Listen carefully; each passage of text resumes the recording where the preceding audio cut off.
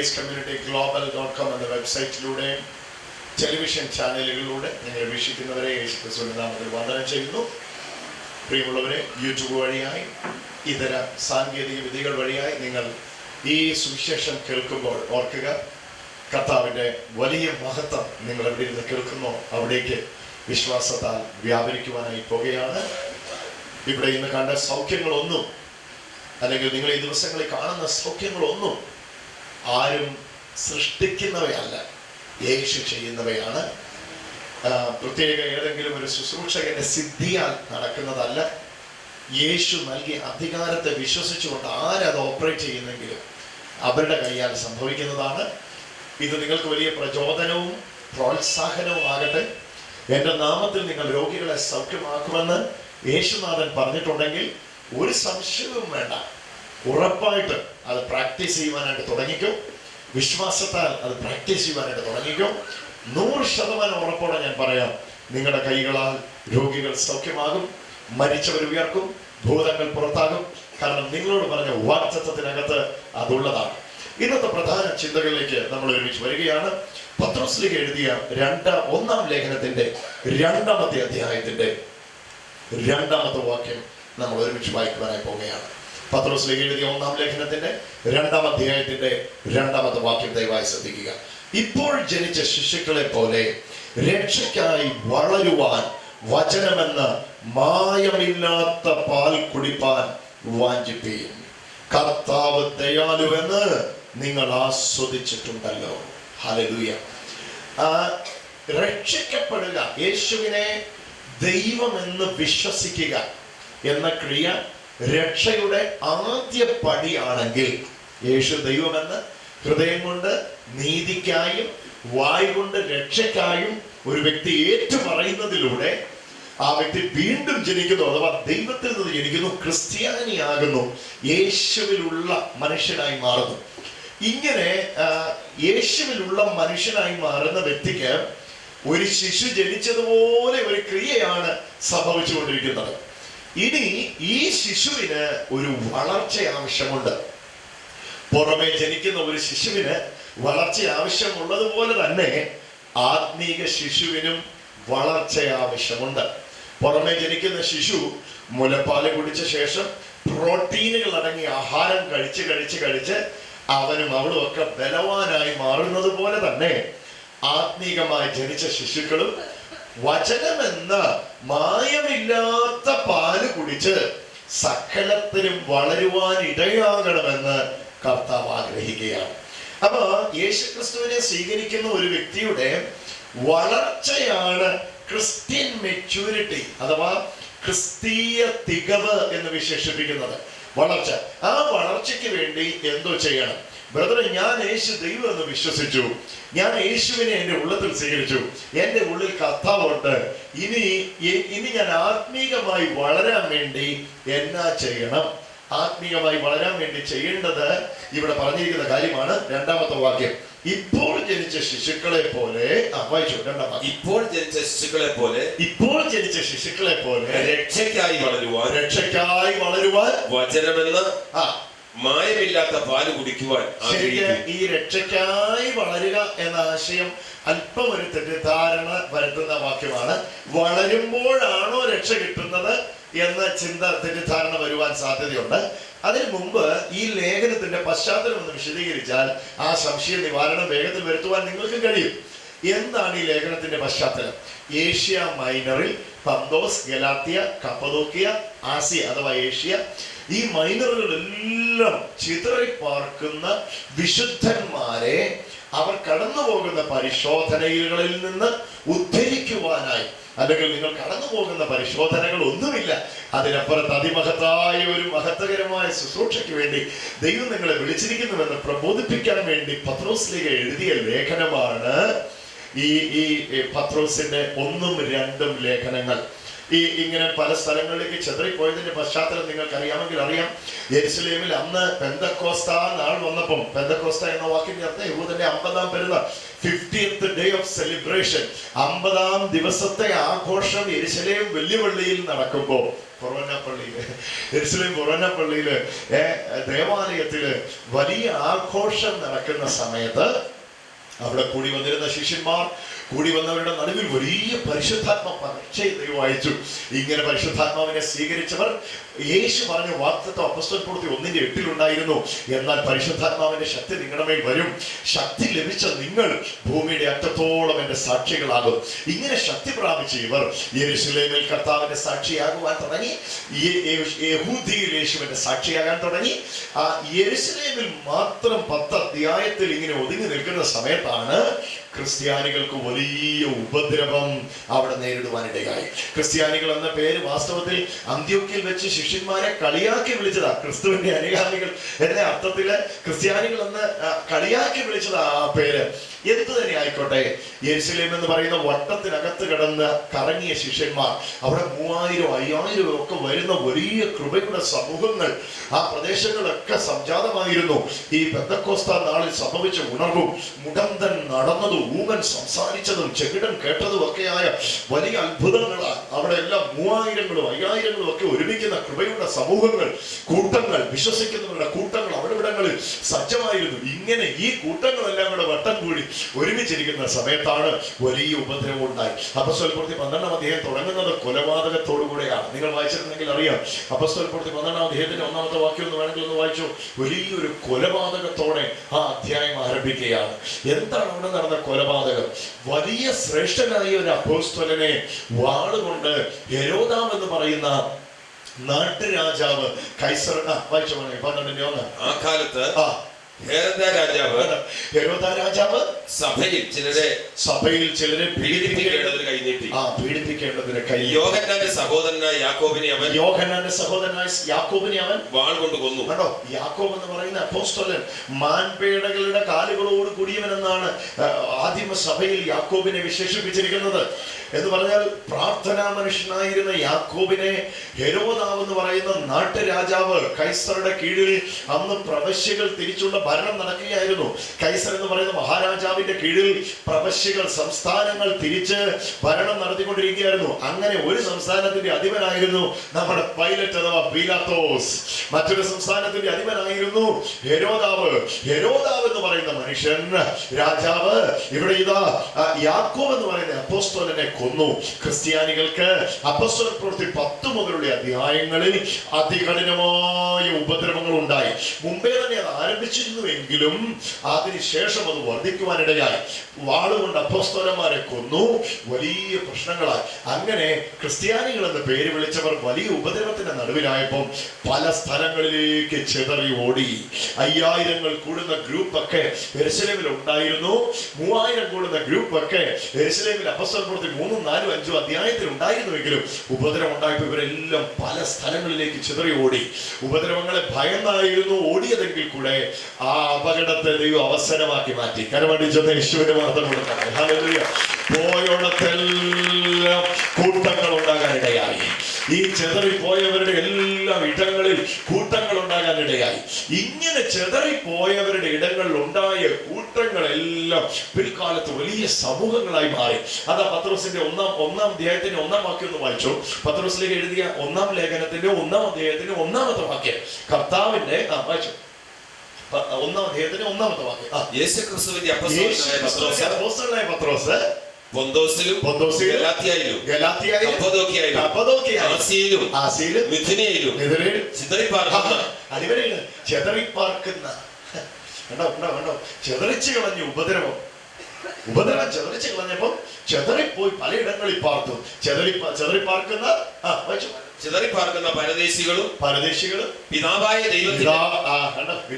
ദൈവത്താൽ മുന്നറിവിനൊത്തവണ്ണം ആത്മാവിന്റെ വിശുദ്ധീകരണം അനുസരണം കാണിക്കാനും യേശുക്രിസ്തുവിന്റെ രക്തത്താൽ തളിക്കപ്പെടുവാനുമായി വൃതന്മാരായവർക്ക് തളിക്കപ്പെട്ടവരുമായ വൃതന്മാരുമായവർക്ക് എഴുതുന്നത് കേട്ടോ. അപ്പൊ പത്രോസിലേക്ക് ലേഖനം എഴുതിയപ്പോൾ പാദോസയിലും കപ്പദോക്കിയിലും ആസിയിലും ബെദുനിയിലും ഒക്കെ ഈ ഉപദ്രവം ഹേതുവായി ചെതറിപ്പോയ സ്ഥലങ്ങളിലുള്ളവർക്കാണ് പത്രോസിലേക്ക് ലേഖനം എഴുതുന്നത്. അപ്പൊ ആ പശ്ചാത്തലത്തിൽ ഇന്നോട് വേണം പത്രോസ് ലേഖനത്തെ നിങ്ങൾ പഠിക്കാനായിട്ട്. അതാണ് 2-ാം അധ്യായത്തിന്റെ 1-ാമത്തെ വാക്യം മുതലേ 2-ാം വാക്യത്തിൽ പറയുന്നത് പരിശുദ്ധാത്മാവിന്റെ അഭിഷേകം പെന്തക്കോസ്താ നാളിൽ നിങ്ങൾ പ്രാപിച്ചു, പക്ഷേ അതുകൊണ്ട് ഒതുങ്ങരുത്. പരിശുദ്ധാത്മാവിനല്ലാതെ ആർക്കും ദൈവോത്തരം എന്ന യേശുവിനെ ഏറ്റുപറയുവാൻ കഴിയുകയില്ല. യേശുവിനെ ദൈവം എന്ന് ഏറ്റുപറഞ്ഞപ്പോൾ നിങ്ങൾ പരിശുദ്ധാത്മ പ്രവർത്തിയാലാണ് അങ്ങനെ ചെയ്തത് എന്നും പറഞ്ഞ് തീർന്നു എന്നും പറഞ്ഞ് ഇരിക്കരുത്. ഒരധ്യായം ഒന്ന് മറിച്ചോ, 2-ാം അധ്യായത്തിന്റെ 2-ാം വാക്യത്തിലേക്ക് ഒന്ന് വന്നോ അച്ചായ. ഇപ്പോൾ ജനിച്ച ശിശുക്കളെ പോലെ നിങ്ങൾ എങ്ങനെയായിരിക്കണം എന്ന് ഇവിടെ പറഞ്ഞിരിക്കുന്നത് അറിയോ? ഇപ്പോ ജനിച്ച ശിശുക്കളെ പോലെ. അടുത്തിരിക്കുന്ന ആൾക്കൊന്ന് കരം കൊടുത്ത് പറ, ജനിച്ച് 20 കൊല്ലം കഴിഞ്ഞവരെ പോലെ അല്ല, ഇപ്പോ ജനിച്ചവരെ പോലെ. ഓ, അതിന് വലിയ അർത്ഥവ്യാപ്തിയുണ്ട്. ആ വാക്യത്തിന് വലിയ അർത്ഥവ്യാപ്തിയുണ്ട്. ഇപ്പൊ ജനിച്ച ശിശുക്കൾ എന്ന് പറഞ്ഞാൽ എന്നാന്നറിയോ? അതുകൊണ്ട് അർത്ഥമാക്കുന്നത് എന്നാന്നറിയോ? ഇപ്പം ലോകത്തിലേക്ക് വന്നേ ഉള്ളൂ, ഇവിടുത്തേതൊന്നും അറിയത്തില്ല, ഇവിടുത്തെ മായം അറിയത്തില്ല, ഇവിടുത്തെ കാപട്യം അറിയില്ല, ഇവിടുത്തെ പറ്റീരറിയില്ല, ഇവിടുത്തെ നന്മയും തിന്മയും ഒന്നും അറിയത്തില്ല. ഇപ്പൊ അങ്ങോട്ട് ജനിച്ച് വീണേ ഉള്ളൂ, ഇനി എല്ലാം പഠിക്കേണ്ടതേ ഉള്ളൂ. ഹല്ലേലൂയ. ദൈവ പൈതൽ ഭൂമിയിൽ ഇങ്ങനെ ആയിരിക്കണമെന്നാണ് വചനം പറഞ്ഞിരിക്കുന്നത്. ഇപ്പോൾ ജനിച്ച ശിശു. ഒന്നുകൂടെ വായിച്ചോണെങ്കിൽ 2:2 1 പത്രോസ് ലേഖനം 2-ാം അധ്യായത്തിന്റെ 2-ാമത്തെ വാക്യം. ഇപ്പോൾ ജനിച്ച ശിശുക്കളെ പോലെ, ഇപ്പൊ ജനിച്ച ശിശുക്കളെ പോലെ രക്ഷയ്ക്കായി വളരുവാൻ. ഇപ്പൊ ജനിച്ച ശിശുവിന് ആദ്യം കൊടുക്കുന്നത് കപ്പയല്ല, ആദ്യം കൊടുക്കുന്ന മീനല്ല, ആദ്യം കൊടുക്കുന്ന ഇറച്ചിയല്ല. ഇപ്പൊ ജനിച്ച ശിശുവിന് ആദ്യം കൊടുക്കുന്നത് എന്താണെന്നറിയോ? ഹല്ലേലൂയ. ആരാണോ ജനിപ്പിച്ചേ അവനിൽ നിന്നുള്ളത്. ഹല്ലേലൂയ. ഇവിടുത്തെ ജനനത്തിലാണ് അമ്മയുടെ പാല് ആ കുഞ്ഞ് സ്വീകരിക്കുന്നതെങ്കിൽ ഈ ജനനം ആത്മീക ജനനമാകയാൽ ജനിപ്പിച്ചവനിൽ നിന്നുള്ളത് ജനിച്ച കുഞ്ഞ് സ്വീകരിക്കുകയാണ്.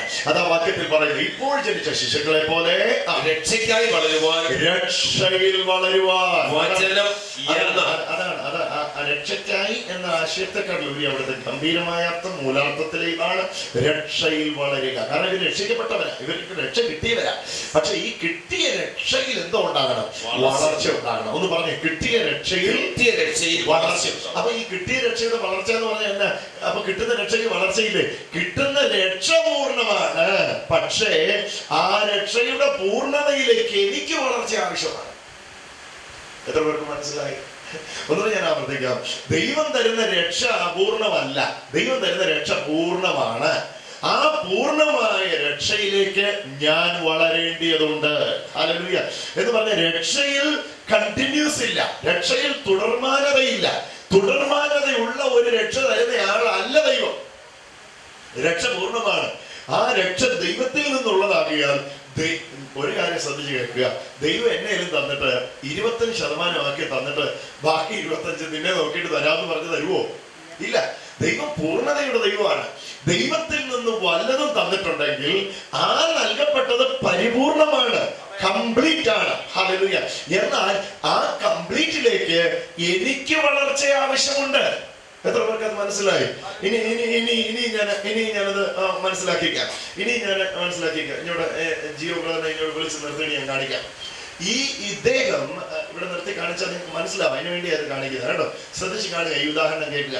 ഇദ്ദേഹം ആണായിട്ട് ജനിച്ച ശേഷം നാളുകൾ വളർന്നപ്പോൾ ഇദ്ദേഹത്തിൽ ഉണ്ടായ പ്രകൃതമാണ് നിങ്ങളിപ്പോൾ കാണുന്നത്. ഈ പ്രകൃതങ്ങളെല്ലാം ഓരോ സമയങ്ങളിൽ വന്നു ചേർന്നതല്ല, ജന്മനാ വന്നതും പിന്നീട് വെളിപ്പെട്ടതുമാണ്. ആണോ അല്ലയോ? അതെ. ആണായിട്ട് ജനിച്ചതാണോ, ജനിച്ചു കഴിഞ്ഞ് മീശ വെച്ച ആണായതാണോ? ആണായിട്ടാ ജനിച്ചത്. ആണിനെ പോലെ നടന്നാണായതാണോ? അല്ല. ആണായതുകൊണ്ടല്ലേ ആണിനെ പോലെ നടന്നേ? അതെ. ഇത് തന്നെയാണ് ഇവിടെ നിങ്ങൾ മനസ്സിലാക്കേണ്ടത്.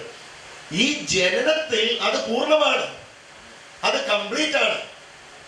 ഇനി ഈ കംപ്ലീറ്റ് ആയ ദൈവം നമുക്ക് തന്നതിൽ പലതുമുണ്ട്.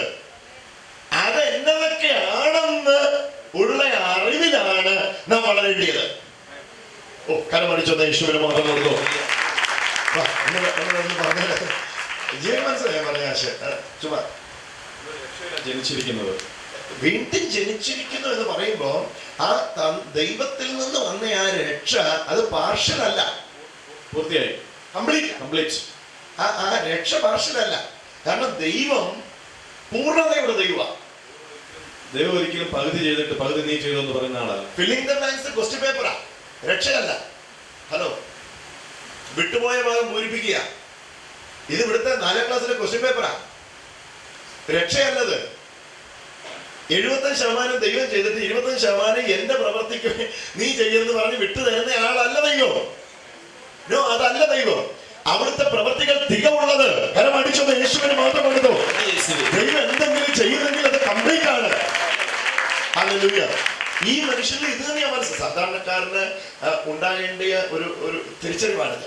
കാരണം ഈ രക്ഷിക്കപ്പെട്ടുകൊണ്ടിരിക്കുന്നു, രക്ഷിക്കപ്പെടും എന്ന ആശയമാണ് അർമീനിയസത്തിലെ പഠിപ്പീര്.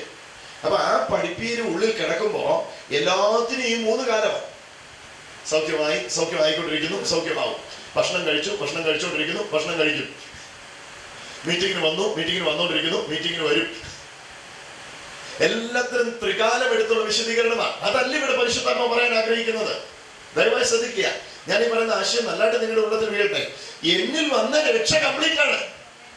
കാരണം അത് കംപ്ലീറ്റ് ആയ പൂർണ്ണനായ ദൈവമാണ് എന്നെ രക്ഷിക്കാൻ. ദൈവത്തിൽ നിന്നാണ് എനിക്കത് കിട്ടി. ആമേൻ. കംപ്ലീറ്റ് ആണ്. ആ ദൈവത്തിൽ നിന്ന് ഞാൻ ആ ദൈവം എന്നെ ജനിപ്പിച്ചത് ആ പൂർണ്ണതയിലാണ്. ആമേൻ. എന്നിട്ട് ഈ പൂർണ്ണതയിലേക്കുള്ള എന്റെ വളർച്ചയാണ് ഇന്ന് സംഭവിച്ചിരിക്കുന്നത്. അതുകൊണ്ടാണ് പറഞ്ഞത് ക്രിസ്തു എന്ന തലയോളം സകലത്തിലും വളരുവാനിടയാ. അപ്പൊ ഒരാളുടെ ആത്മീയ വളർച്ച എന്ന് പറയുന്നത് ക്രിസ്തുവിലായി, ക്രിസ്തു എന്ന തലയോളമാണ്. വളർച്ച തുടങ്ങുന്നത് ക്രിസ്തുവിലാണ്. വളർന്ന് ക്രിസ്തുവിൽ കയറി പിന്നെ തലയോളമല്ല, ക്രിസ്തുവിൽ ജനിച്ച ക്രിസ്തു എന്ന തലയോളം വളരുകയാണ്, ക്രിസ്തുവിൽ തികഞ്ഞവരാവുകയാണ്. ഏത് മനുഷ്യനെയും ക്രിസ്തുവിൽ തികഞ്ഞവനായി നിർത്തേണ്ടത് എന്നാ ഞാൻ പറഞ്ഞു വരുന്ന ആശയം. നിങ്ങളുടെ ഉള്ളത്തിലേക്ക് അത് പതിഞ്ഞാട്ടെ. എനിക്ക് തന്ന രക്ഷ പൂർണ്ണമാണ്, പക്ഷേ ആ രക്ഷയിൽ എനിക്ക് വളർച്ച ആവശ്യമുണ്ട്. അതിനാണ് ഇവിടെ പറഞ്ഞേ. വായിച്ചു 2ാം വാക്യം. ഇപ്പോൾ ജനിച്ച ശിശുക്കളെ പോലെ, ഇപ്പൊ ജനിച്ച ശിശുക്കളെ പോലെ. അടുത്തിരിക്കുന്ന ആളോടൊന്ന് പറഞ്ഞു, ഇപ്പൊ ജനിച്ച ശിശുക്കളെ പോലെ. ഇപ്പൊ ജനിച്ച ശിശുവിന് ഒരാർത്തി ഉണ്ടാകും. കാരണം അതിന്റെ വയറ്റിൽ ഒന്നുമില്ല. എന്തെങ്കിലും അതിന്റെ വയറ്റിൽ കിട്ടാൻ അതിനൊരു ആർത്തി ഉണ്ടാകും. അത് കിട്ടിയില്ല, കരയാൻ തുടങ്ങും. ഇങ്ങനെ നിങ്ങളായാൽ എന്ന് പറഞ്ഞാൽ ഞാൻ ഫില്ലായിട്ടില്ല. നിങ്ങളിൽ ഒരു ആത്മദാരിദ്ര്യം ഉണ്ടായാൽ, എത്ര പേർക്ക് പറയുന്ന ആശയം മനസ്സിലാവുന്നുണ്ട്? ആത്മാവിലുള്ള ഒരു ദാരിദ്ര്യം, പോരാ, ഇനി എനിക്ക് വേണമെന്നുള്ള ഒരു ആർത്തി നിങ്ങളിൽ ഉണ്ടായാൽ, വച്ചു ഇപ്പോൾ ജനിച്ച ശിശുക്കളെ പോലെ രക്ഷയ്ക്കായി വളരുവാൻ, രക്ഷയിൽ വളരുവാൻ, രക്ഷയ്ക്ക് വേണ്ടി വളരുവാൻ വചനം എന്ന മായമില്ലാത്ത വചനമെന്ന, എല്ലാരും ചേർന്ന് പറഞ്ഞേ, വചനമെന്ന മായമില്ലാത്ത പാല്. ഉറക്കെ പറ, മായമില്ലാത്ത പാല്.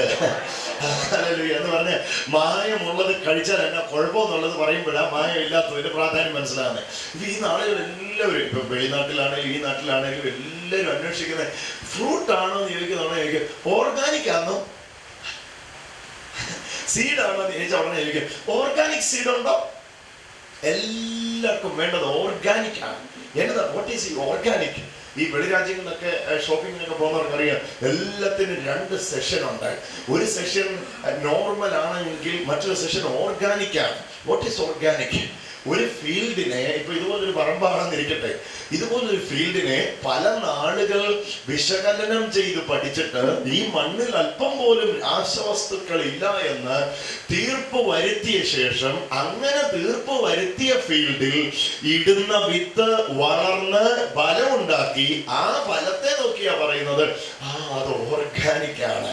അമേരിക്കയിലൊക്കെ അതിന് വലിയ സർവേ തന്നെയുണ്ട്. പാശ്ചാത്യ പൗരസ്ത്യ നാടുകളിൽ അതിന് വലിയ സർവേ തന്നെയുണ്ട്. ഒരു ഫീൽഡ് വന്ന് അവർ പഠിക്കും, മണ്ണെടുത്ത് സോയിൽ ടെസ്റ്റ് ചെയ്യും, ഇതിനകത്ത് രാസാംശമുണ്ടോ, രാസവളാംശമുണ്ടോ. അങ്ങനെ രാസവളാംശം ഉണ്ടെങ്കിൽ അത് ഓർഗാനിക് അല്ല, മാലിന്യം കലർന്നതാണ്. എന്നാൽ മാലിന്യം കളയാത്തതിന് വില കൂടുതലാണ്. സാധാരണ ഇപ്പൊ ഒരു മുന്തിരിക്ക് ഒരു പിടി മുന്തിരിക്ക് നിങ്ങൾക്ക് ഇത്ര രൂപ കൊടുക്കണമെങ്കിൽ ഈ ഓർഗാനിക് ആയിട്ടുള്ള മുന്തിരിക്ക് ഏകദേശം അതിന്റെ ഇരട്ടി വില കൊടുക്കേണ്ടി വരും. എന്നാൽ ഈ ഇരട്ടി വില കൊടുത്ത് ഓർഗാനിക് പഴം, ഓർഗാനിക് ഗോതമ്പ് മാവ്, ഓർഗാനിക് ഫ്രൂട്ട്സ് മനുഷ്യൻ വാങ്ങാറുണ്ട്. എന്തുകൊണ്ടാണെന്നറിയോ? മാലിന്യമില്ലാതിരിക്കാനാണ്. എത്ര പേർക്ക് അത് മനസ്സിലായി? ഹല്ലേലൂയ. എന്തിനാ അമേരിക്കയ്ക്കും UK-യിലും ഒക്കെ പോന്നേ?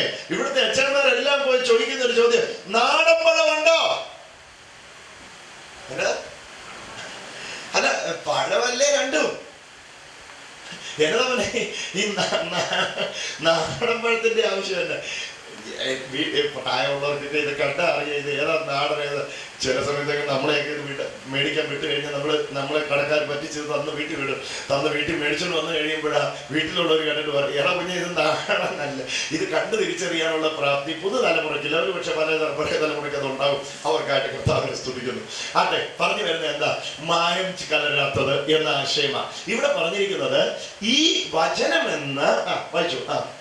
വചനം എന്ന മായമില്ലാത്ത. എന്തുകൊണ്ടാണ് ഈ പാലിനകത്ത് മായമില്ലാത്തത്?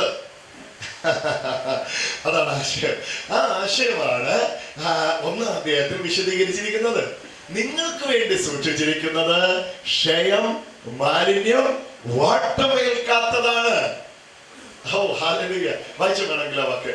അന്ത്യകാലത്തിൽ വെളിപ്പെടുവാൻ ഒരുങ്ങിയിരിക്കുന്ന രക്ഷയ്ക്ക്. പോയോ? ജോസേന മൈക്ക് പോയോ അതോ ജോസേൻ പോയോ? 5-ാം വാക്യം വായിച്ചു. അന്ത്യകാലത്ത് വെളിപ്പെടുവാൻ ഒരുങ്ങിയിരിക്കുന്ന രക്ഷയ്ക്ക്.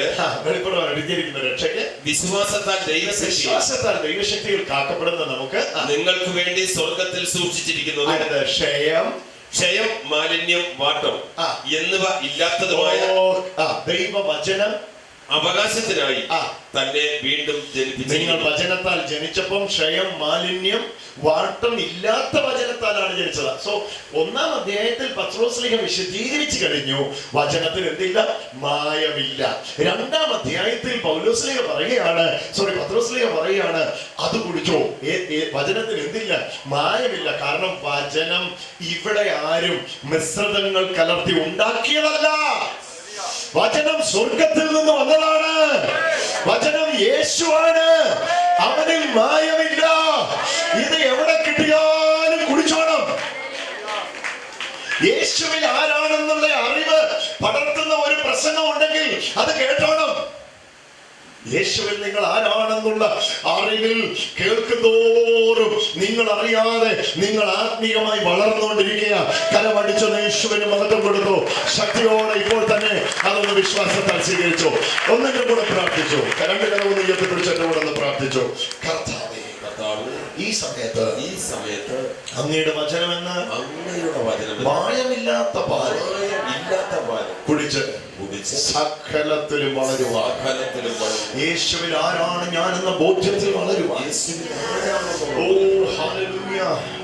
ഞാനിത് പറയുമ്പോൾ തന്നെ കർത്താവിനോട് ഇങ്ങനെ പറയുവാൻ പറയുന്നു. അതുകൊണ്ട് ഞാൻ ഈ സമയത്ത് അത് പറയാം. നിങ്ങൾ വളരാത്തതാണ് പലതും നിങ്ങളെ ബാധിക്കാൻ കാര്യം. എന്നാൽ നിങ്ങൾ വളരുകയാണെങ്കിൽ പലതും നിങ്ങളുടെ മുമ്പിൽ കീഴടങ്ങുന്ന ദിവസങ്ങളാണിത്. യേശുവിന്റെ നാമത്തിൽ നിങ്ങളെ കീഴ്പ്പെടുത്തിയതിനെ നിങ്ങൾ കീഴ്പ്പെടുത്തുന്നത് നിങ്ങൾ വളരുമ്പോഴാണ്. നിങ്ങളെ വളർത്തുവാനാണ്. ഇവിടെ ദൈവവചനമെന്ന മായമില്ലാത്ത പാല്.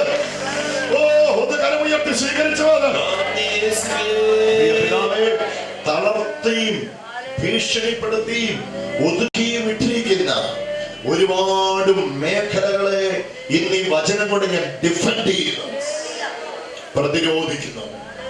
ഈ സമയത്ത് തന്നെ അസാധാരണമായ ഒരു ദൈവ മഹത്വം ഈ എന്നെ കേൾക്കുന്ന കുടുംബങ്ങളിലേക്ക് വളരട്ടെ, ഇറങ്ങി വരുമാറാകട്ടെ, വീടുകളിലേക്ക് വരട്ടെ. ഈ പ്രഭാതം അവർക്കൊരു അനുഗ്രഹീതമായി മാറട്ടെ. പരിശുദ്ധാത്മാവേ, ഇപ്പോൾ തന്നെ ആ സ്പർശനം ആ കുടുംബങ്ങളിലേക്ക് വ്യാപരിക്കുന്നതിനായിട്ട് നന്ദി. ആമേൻ, ആമേൻ. കരമടിച്ച ആലീസെ, കർത്താവ് ആലീസിനെ തൊടാൻ പോവാ. ആലീസെ കരയാതെ. യേശു ആലീസിന്റെ ചരിത്രം ഇന്ന് പകൽ കൊണ്ട് മാറ്റുകയാണ്. ആലീസ് യേശുവിന്റെ പ്രിയ മകളാണെന്ന് യേശു പറയുന്നു. ആലീസ് ആദ്യമായിട്ടാണോ എന്റെ മീറ്റിങ്ങിന് വരുന്നത്? ആദ്യമായിട്ടാണ് വരുന്നത്. എവിടുന്നാ വരുന്നത്? മലയാളപ്പുഴ എന്ന് പറയുന്ന സ്ഥലത്തിലുണ്ട്. മലയാളപ്പുഴയിൽ നിന്ന്. പുതുക്കുളം. റാന്നി നടക്കുന്ന മീറ്റിങ്ങിനെ കുറിച്ച് എങ്ങനെയാ അറിഞ്ഞത്? രാവിലെ 6 മണിക്കത്തെ ശുശ്രൂഷ എന്നും കാണുമോ? എന്നും കാണുന്നയാളാണ് ആലീസ് ചേച്ചി. യേശു നിങ്ങൾ അവിടെ നിന്നപ്പോ എന്നോട് പറഞ്ഞു നിങ്ങൾ സൗഖ്യമാക്കുക. ഹല്ലേലൂയ. ഇപ്പൊ കർത്താവേ എന്നൊന്ന് ഉള്ളിൽ നിന്ന് വിളിക്കാമോ? യേശുവേ എന്നൊന്ന് ഉള്ളിൽ നിന്ന് വിളിക്കാമോ?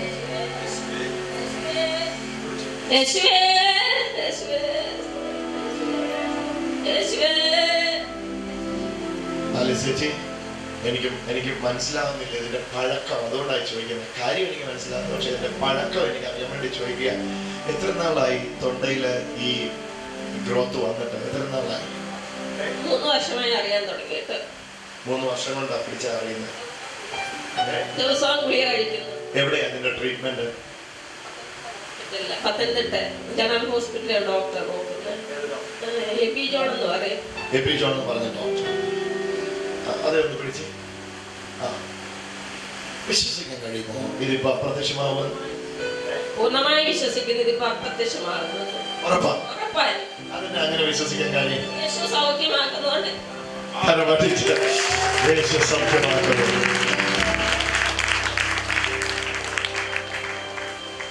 രണ്ട് കാര്യം ആലീസ് എന്ന് പറയുന്ന ഈ വ്യക്തി അറിയണമെന്ന് ദൈവം ആഗ്രഹിക്കുന്നു. അതിലൊന്നാമത്തെ കാര്യം ഇതാണ്: ഈ നിൽക്കുന്ന എനിക്ക് ഈ മകളെ സൗഖ്യമാക്കുന്ന സിദ്ധിയില്ല. അതറിയണം കേട്ടോ. എനിക്ക് നിങ്ങളെ സൗഖ്യമാക്കുന്ന സിദ്ധിയില്ല.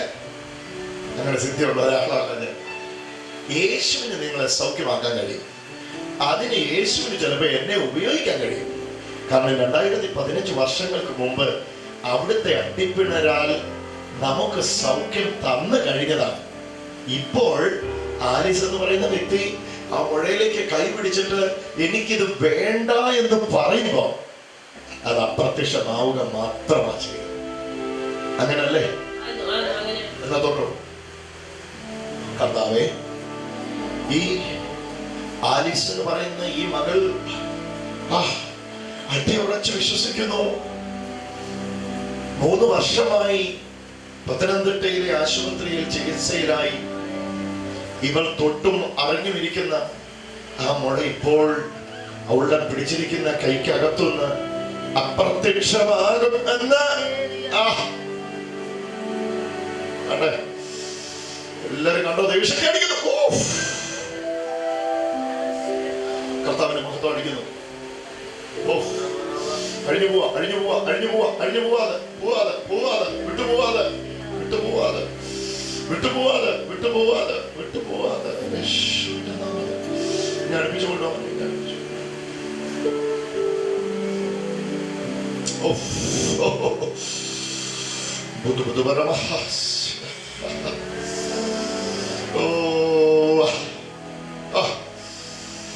എല്ലാരും കണ്ടോണേ, ഈശോ അത് ചെയ്തുകൊണ്ടിരിക്കുക. നമ്മൾ ആരുമല്ല. കർത്ത ആ മകൾക്ക് നിൽക്കാൻ കഴിയാത്ത തരത്തിൽ അവരുടെ മേൽ ദൈവശക്തി അടിച്ചുകൊണ്ടിരിക്കുന്നു. അത് അപ്രത്യക്ഷമായിക്കൊണ്ടിരിക്കുക. യേശുവിന്റെ നാമത്തിൽ ആമേൻ. കരങ്ങളെ അടിച്ചുകൊണ്ട് യേശു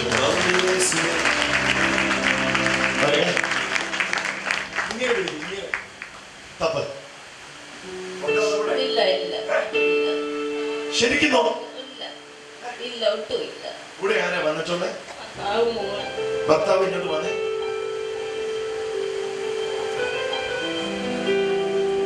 ഓ, ചേട്ടൻ കണ്ടിട്ടുണ്ടല്ലോ അത്.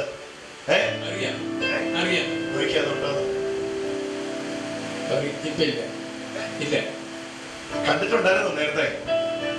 എന്നാ വലുപ്പം ഉണ്ടായിരുന്നു? കൈ കൊണ്ട് അത് പിടിച്ച് കാണിച്ച് എന്നാ വലുപ്പം ഉണ്ടായിരുന്നു? നോക്കിയേ. ഇപ്പൊ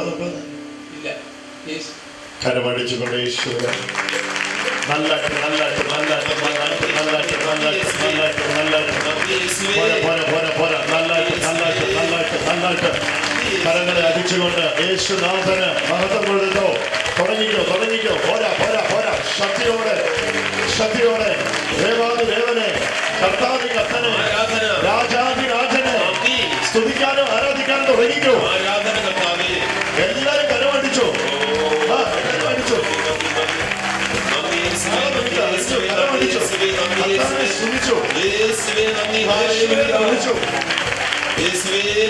പരിശുദ്ധാത്മാവേ ആരാധന. ഹല്ലേലൂയ. സന്തോഷമായ ഭർത്താവിന് പ്രോബ്ലം ഉള്ള എന്നാ ഇയാൾക്ക് പ്രോബ്ലം? ഹെരണിയ. വാ മോനെ, യേശു നിന്നെ തൊടുകയാ. എന്തിയാ ഹെരണിയ? ഇതാ ഇത് ഇത്രയും പുറത്തോട്ട് തൂങ്ങിയിട്ട് ആശുപത്രി കാണിച്ചില്ലേ? കാണിച്ചായിരുന്നു. എവിടെ അതിന്റെ ചികിത്സ? Doctor Peter Manakkar. ഇപ്പൊ ഒന്ന് വിശ്വസിക്കാൻ കഴിയുമോ? ഈ തൂങ്ങി നിൽക്കുന്നത് അപ്രത്യക്ഷമാവുമെന്ന് വിശ്വസിക്കുന്നുണ്ട്. കാരണം വിശ്വാസമുണ്ട്. നല്ല വിശ്വാസം. നമുക്കൊന്ന് സ്തോത്രം ചെയ്യാം. നമ്മുടെ കർത്താവിന് എന്തെങ്കിലും അസാധ്യമായിട്ടുണ്ടോ? വെച്ചേ ഒന്ന് പറഞ്ഞേ, എന്തെങ്കിലും അസാധ്യമായിട്ട് യേശുവിനുണ്ടോ?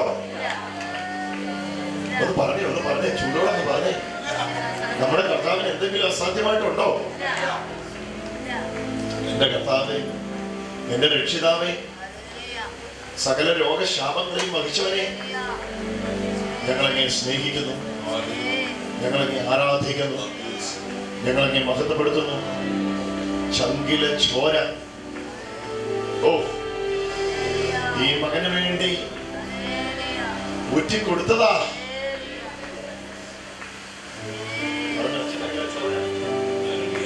യേശുവിന്റെ ചങ്കിലെ ചോര സൗഖ്യം പരിപൂർണ്ണം.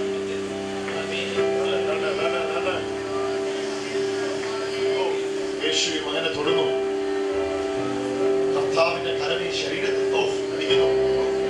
ദൈവശക്തി അടിക്കുന്നു. അറിയുമോ?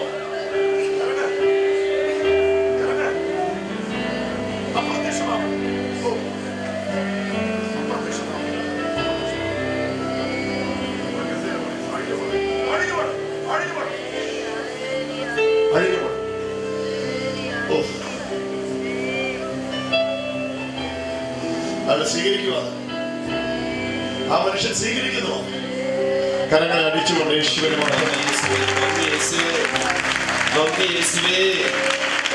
തൂങ്ങി കിടക്കുന്ന മുടയാണ്. ഞാനത് വിശ്വസിക്കുന്നു. ഞങ്ങളത് വിശ്വസിക്കുന്നു. കർത്താവിന് അത് ചെയ്യാൻ കഴിയുമെന്ന് ഞങ്ങൾ വിശ്വസിക്കുന്നു. എഴുന്നേറ്റോ. എന്താ പേര് പറഞ്ഞു? സണ്ണിക്കുട്ടി എന്ന് വിളിക്കട്ടെ. സണ്ണിക്കുട്ടി, വിശ്വസിക്കാൻ കഴിയുമോ? തപ്പണ്ട. വലത്തെ ഞാൻ എന്റെ വലത്തെ കൈയെടുത്ത് തപ്പുമ്പോ ഇത്രയും വർഷങ്ങൾ ഒരു ബ്ലാഡർ തൂങ്ങിക്കിടക്കുന്നത് അങ്ങനല്ലേ? ഇത്രയും വർഷങ്ങൾ ഒരു ബ്ലാഡർ തൂങ്ങിക്കിടക്കുന്ന പോലെ കിടന്നത് ഇപ്പം അവിടെ ഉണ്ടാകത്തില്ല എന്ന് ആശിക്കുന്നതിന്റെ ഉറപ്പുണ്ടാകത്ത് എന്ന വലത്തെ കൈ എടുത്ത് തപ്പിക്കും. ഉടുപ്പ് പൊക്കിട്ട് തപ്പിക്കും. ഉടുപ്പ് പൊക്കി മാറി പോയിട്ട് ഉടുപ്പ് പൊക്കി തപ്പിക്കും. ചുമ്മാ ഉണ്ടെങ്കിൽ വേണ്ട. ഇവിടെ അച്ഛനോട് ഇങ്ങോട്ട് എഴുന്നേറ്റ് വന്നു. ഇങ്ങോട്ട് എഴുന്നേറ്റ് പോവാ അച്ഛൻ. അച്ഛന്മാരെ തപ്പിക്കണം. തപ്പിക്ക് 2-3 പേര് കാണിച്ചേ. അദ്ദേഹത്തെ കൂടെ ഒന്ന് കാണിച്ചേ. ആ സ്പോട്ട് ഉണ്ടോ അവിടെ? ഇവിടെ വന്നേ ഉണ്ടോ?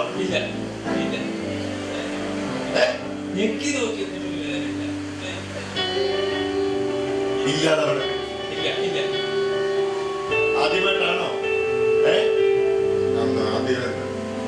ആദ്യമായിട്ടാണോ ഇങ്ങനത്തെ അത്ഭുതങ്ങൾ കാണുന്നത്? ടിവിയില് നമ്മുടെ ശുശ്രൂഷ രാവിലെ 6 മണിക്ക് കാണാറുണ്ട്. ഈ യേശു ജീവിക്കുന്നു അല്ലേ? Hallelujah, hallelujah. എവിടെയായിരുന്നു ഇതിന് ഓപ്പറേഷൻ ചെയ്യാൻ? എവിടെയായിരുന്നു? എന്തായിരുന്നു ഇതിന്റെ? എവിടെയായിരുന്നു ഓപ്പറേഷൻ ചെയ്യണമെന്ന് പറഞ്ഞ? ഏത് ഡോക്ടറാ? പത്തനംതിട്ടയില്. നിങ്ങൾക്ക് അടുത്ത് 12 പീറ്റർ ഡോക്ടർ ഇത് ഓപ്പറേറ്റ് ചെയ്യണമെന്ന് പറഞ്ഞേ. കാര്യങ്ങളെ അടിച്ചുകൊണ്ടേ നമ്മുടെ കർത്താവ് ജീവിക്കുന്നു. ശക്തിയോടെ കരങ്ങളെ അടിച്ചുകൊണ്ട് ഈ യേശുവിനെ മഹത്വപ്പെടുത്തുകയാണ്. ദേവാദി ദേവനാണവൻ, രാജാദി രാജനാണവൻ, കർത്താദി കർത്തനാണവൻ. അവിടുത്തെ നാമമത്രേ യേശു. മടികൂടാതെ മടികൂടാതെ മടികൂടാതെ ആ നാമത്തിന്റെ ഉടമസ്ഥനായ യേശു. നന്ദി യേശുവേ. ഹല്ലേലൂയ. ഹല്ലേലൂയ. നന്ദി ഈ യേശുവേ. സഹോദരന്റെ സന്തോഷത്തോട് ചേർന്ന് നിങ്ങളും ഒന്ന് സന്തോഷിച്ച് ആ കരങ്ങളെ ഒന്ന് അടിച്ചു. രക്തത്താൽ ജയം, യേശുവിന്റെ രക്തം. നിന്നോട് വിളിച്ചു പറയുക, നിന്നോട് വിളിച്ചു പറയുക, സൗഖ്യം എന്റേതാണ്. പറയേ, സൗഖ്യം എന്റേതാണ്. എന്നാ പറ്റിയതാ ഇത്? വീണൊക്കെ തോടല് പൊട്ടി. എല്ല് പൊട്ടിയിരിക്കുക. ഇന്ന് വിശ്വസിക്കാൻ കഴിയുമോ? കർത്താവിന്റെ മഹത്വം ഇപ്പൊ വ്യാപരിക്കപ്പെടും. മോനെ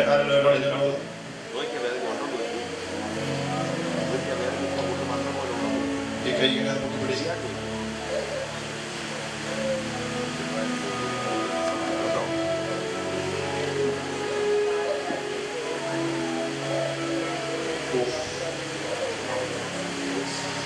അമ്മ, ഈ ഇതിനു ശേഷമാണോ ഈ കൈ ഉയർത്താൻ പറ്റാത്ത സ്ഥിതിയിലായേ? അപ്പൊ എത്ര നാളായി കൈ പൊക്കിയിട്ട്? 45 ദിവസം. ഈ എല്ല് പൊട്ടിയ പിന്നെയാ?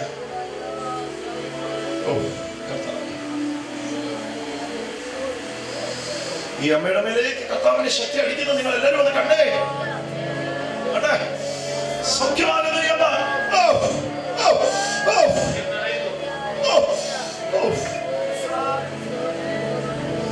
ആ എല്ലുകൾ കൂടിച്ചേരുന്നു പ്രിയരെ, ആ എല്ലുകൾ കൂടിച്ചേരുന്നു,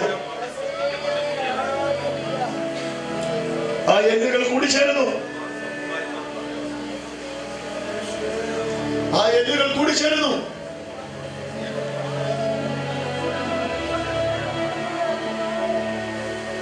ആ എല്ലുകൾ കൂടിച്ചേരുന്നു.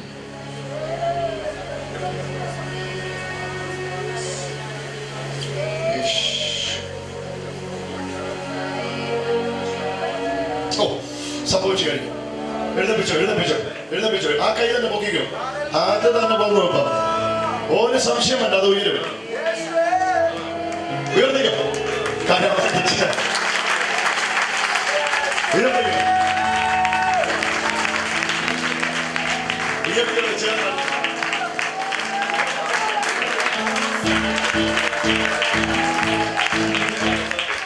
ഇവിടെ പൊട്ടിയ തിരിച്ചേ തിരിച്ചേ തിരിച്ചേ തിരിച്ചേ ഫുള്ള് തിരിച്ചേ ഫുള്ള് തിരിച്ചേ ഫുള്ള് തിരിച്ചേ. ഇങ്ങനെ പുറകോട്ട് പോകെ, ഇങ്ങനെ പുറകോട്ട് പോകെ. ആ ഇങ്ങനെ പുറകോട്ട് പോകെ. ഇങ്ങനെ ഞാൻ ചെയ്യുന്ന പോലെ ചെയ്തേ, ഞാൻ ചെയ്ത പോലെ ചെയ്തേ. കരമടിച്ചുള്ള യേശുനാഥന്റെ മക്കൾ. എന്നെ പ്രയാസം ഉണ്ടോ ഇപ്പൊ അവിടെ? ഇല്ല, ഒന്നുമില്ല. കൈ പെർഫെക്റ്റ് ആയിട്ട് ഉയർത്താം. ഉയർത്തിക്കേ.